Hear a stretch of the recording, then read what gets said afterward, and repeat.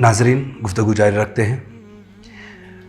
Ma'am, हम break से पहले जो है क्वालिटी ऑफ एजुकेशन के ऊपर बात करें और in the context of engineering के ऊपर। अब जो है हम जो 21st सेंचुरी के लिए कौन से ऐसे स्किल्स और कौन से ऐसे वैल्यूज़ होनी चाहिए और इसके अंदर का कैसा बैलेंस होना चाहिए बच्चे के अंदर जो करियर्स जो है अपने इंजीनियरिंग में बनाना चाहते हैं।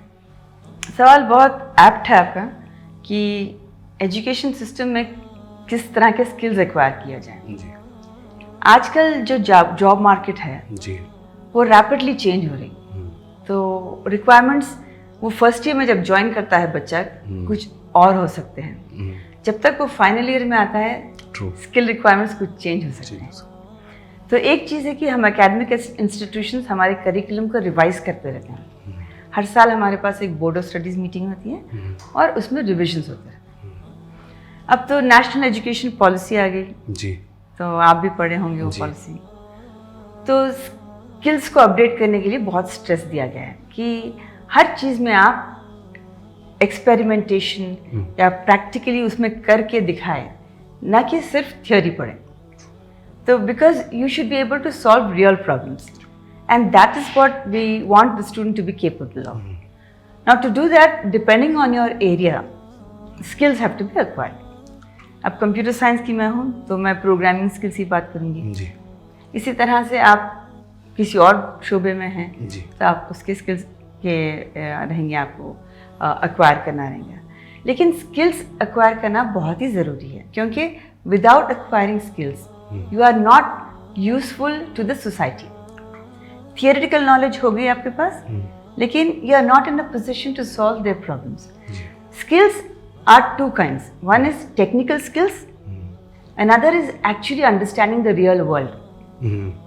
तो बच्चा रियल वर्ल्ड से कट ऑफ है, तो उसको प्रॉब्लम सॉल्व करने के लिए समझ में ही नहीं आता कि प्रॉब्लम क्या है जी। तो अगर आप सोचेंगे तो आप आजकल फार्मर्स के प्रॉब्लम्स बोलते हैं, लेकिन आप उसको क्लासरूम में जो कुछ पढ़ाए सब किए, लेकिन वो फार्मर्स से कट ऑफ है, उसको मालूम ही नहीं कि फार्मर का प्रॉब्लम ही क्या है, या एजुकेशन में क्या प्रॉब्लम्स चलते हैं, या मेडिसिन में क्या प्रॉब्लम्स चल रहे हैं आजकल। अगर वो कट ऑफ है इन सब चीज़ों से तो वो सोल्यूशन बिल्ड ही नहीं कर सकता। तो दो तरह के स्किल्स एक्वायर करना है, एक तो रियल वर्ल्ड अवेयरनेस होना चाहिए और दूसरी चीज़ टेक्निकल स्किल्स होना चाहिए। इसीलिए करिकुलम में आजकल प्रोजेक्ट्स एक नहीं बल्कि दो तीन प्रोजेक्ट्स तो कम से कम करवाते हैं, और end of the third year, end of the second year, ये दोनों समर में प्रोजेक्ट वर्क इंट्रोड्यूस करते हैं, जिसमें लड़का या लड़की किसी इंडस्ट्री में जाता है और वहाँ का माहौल समझता है। या ज़रूरी नहीं कि इंडस्ट्री जाएं, आजकल IIT वाले भी अपने बच्चों को इनकरेज कर रहे हैं कि तुम जाओ और अपना समर स्पेंड करके आओ किसी दवाखाने में, hospital, to understand what are the problems of the hospital. So today's student is not relevant to the society, so we have to acquire two kinds of skills, technical skills as well as awareness of the world, awareness of the real world. तो societal skills भी चाहिए हमको। Values के ऊपर थोड़ा बोलिए ना madam. Yes, that's another very good point you have asked me, and that really bothers me a lot. कि the value system has to be correct.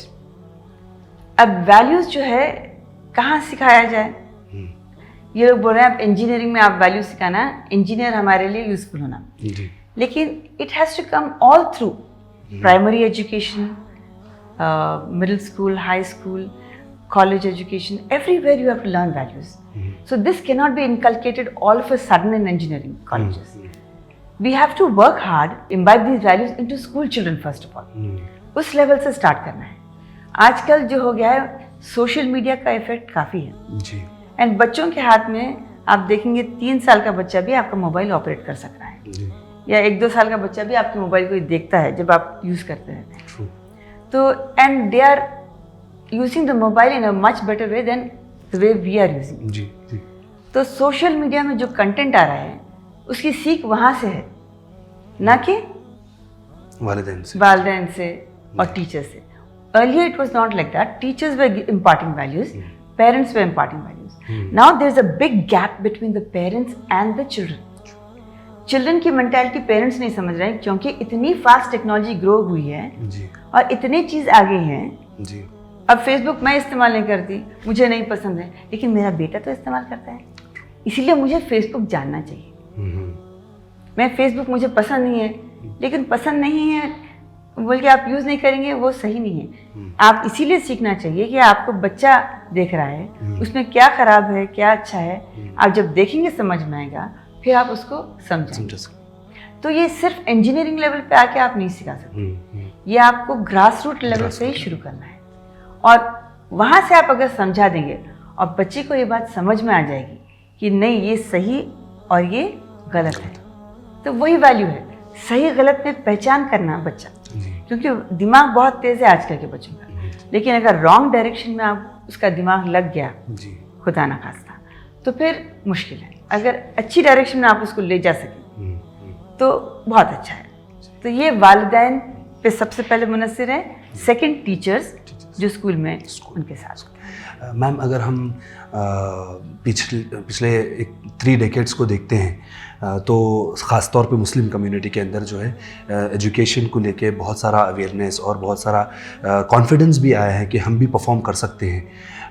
लेकिन फिर भी ये बात देखी जाती है कि जो टैलेंटेड हमारे स्टूडेंट्स हैं उनका करियर जो उन्हें परस्यू करते हैं वो जो है बाहर की कंट्रीज़ में, फॉरेन कंट्रीज़ में वो करते हैं। Can you please share something on brain drain की वजह से हमारी यहाँ पे जो अपनी कंट्री है उसके अंदर क्या नुकसान हो जाता है, और ख़ास तौर पे हमारी कम्युनिटी का, और फिर यहाँ पे क्या करियर अपॉर्चुनिटीज़ है ये बच्चों के लिए? ये बहुत अच्छा सवाल है। हमारे इंडिया में सबसे बेस्ट इंस्टीट्यूट्स आईआईटी होते थे जी।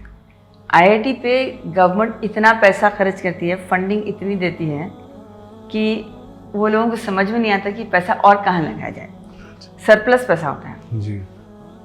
और वो केटर करते हैं बिल्कुल एक छोटी सी कौम, जबकि स्टेट यूनिवर्सिटीज कॉमन मैन के लिए बनी हुई है जी। और इसमें नंबर ऑफ स्टूडेंट्स जो आते हैं स्टेट यूनिवर्सिटीज में, they are nowhere comparable to IITs. IIT institutes के नंबर्स तो आपको मालूम है, बिल्कुल कम स्टूडेंट लिए जाते हैं, लेकिन स्टेट यूनिवर्सिटीज में कितने स्टूडेंट्स को आप एडमिट करते हैं। True. तो फंडिंग इसको ज़्यादा मिलना चाहिए थी, लेकिन मिल रही थी आईआईटी को। आईआईटी के बच्चे पढ़ के क्या करते थे, यूएस चले गए, वहाँ सर्व करना लगे जी। तो हमारे पास क्या हुआ, फिर कौन सर्व करेगा कंट्री को? यही स्टेट यूनिवर्सिटी वाले बच्चे जो निकले, ये जाके इसरो में काम किए, डिफेंस लैब्स में काम किए, पब्लिक सेक्टर ऑर्गेनाइजेशंस में काम किए। तो आप जहाँ भी देखेंगे कोई आईआईटी का बच्चा नहीं मिलेगा। All our top notch position जो होल्ड कर रहे हैं पूरे हमारे स्टेट यूनिवर्सिटी हैं। अब्दुल कलाम साहब आईआईटी में पढ़े, तो ये जो है ब्रेन ड्रेन हो रहा था जी। लेकिन लेट मी टेल यू, अब आईआईटीज पे भी ये जो अंचर कसने लगे तो वो भी सोचने लगे, आईआईटी वाले भी अब सोचने लगे जी। और आईआईटी के प्रोफेसर्स भी, आप यकीन मानिए, अब अपने स्टूडेंट्स को इस तरह से फैसिलिटीज़ मुहैया कर रहे हैं। Not only they but technology खुद एक तरह से फैसिलिटेट भी कर रही है कि everything is available in a country, so they are encouraging the students to become entrepreneurs. IIT Delhi वाले बोल रहे हैं कि तुम जब मेरे पास से ग्रेजुएट करके निकले, तुम अपनी एक स्टार्टअप बनाओ, एक कंपनी बनाओ, प्लेसमेंट में मत जाओ, और स्टार्टअप अगर फेल हो जाए तो 2 साल बाद आके हमारी प्लेसमेंट पे, अगर मैं 2 साल के बाद समझो नहीं चल रही, वापस आओ और हमारे पास जो प्लेसमेंट चल रहा है फिर वापस आके तुम उसमें से नौकरी ले लो। अच्छा। तो ये दरवाज़ा बंद नहीं कर, दरवाज़ा खुला रख रहे हैं, बोल रहे हैं कि तुम रिस्क लो, रिस्क लेके हमारे कंट्री में स्टार्टअप रखो। इस तरह की सहूलतें देना शुरू कर दी। तो अब जो परसेंटेज ऑफ स्टूडेंट्स पहले बाहर जाता था उसका परसेंटेज काफ़ी कम हो गया। 2018 से आप स्टैटिस्टिक्स उठा के देखिए, तो now people are not going out, they are preferring to stay in India. The trend has already changed.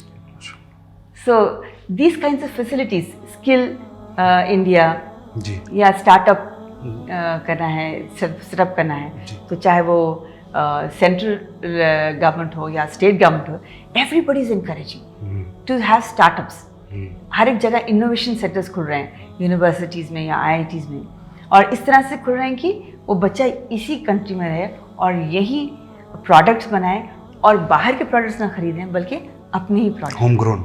Home grown. जी मैम, आपके वक्त के लिए और गाइडेंस के लिए हम आपके बेहद मशकूर है। जज़ाकल्लाह खैर। Thank you very much. नाजरीन, आज की गुफ्तगू से 3 की टेकअवेज हमें मिलते हैं। पहला, quality of education is not equal to job opportunities या जॉब प्लेसमेंट। जॉब प्लेसमेंट एक पैरामीटर है, एक क्राइटेरिया है क्वालिटी ऑफ एजुकेशन को देखने का। दूसरा, जो करियर बनाना चाहते हैं इंजीनियरिंग के अंदर, उनको चाहिए कि टेक्निकल स्किल्स के साथ साथ रिलेवेंस टू द सोसाइटी, उनका कनेक्टेडनेस विद द वर्ल्ड होनी चाहिए ताकि वो प्रॉब्लम्स को समझे और सल्यूशंस प्रोड्यूस कर सके। तीसरा, स्किल्स के साथ साथ वैल्यूज़ भी होनी चाहिए जो कि हमारे पेरेंट्स से और हमारे टीचर्स जो स्कूल लेवल पर रहते हैं उनके ज़रिए से बच्चे के अंदर वैल्यूज़ आते हैं। हम उम्मीद करते हैं कि इस गुफ्तगू से आपको ज़रूर फ़ायदा हुआ होगा। आपसे गुजारिश है कि आप इस वीडियो को ज़रूर शेयर करें और कमेंट सेक्शन में अपना फ़ीडबैक ज़रूर दें। जज़ाकल्लाह खैर।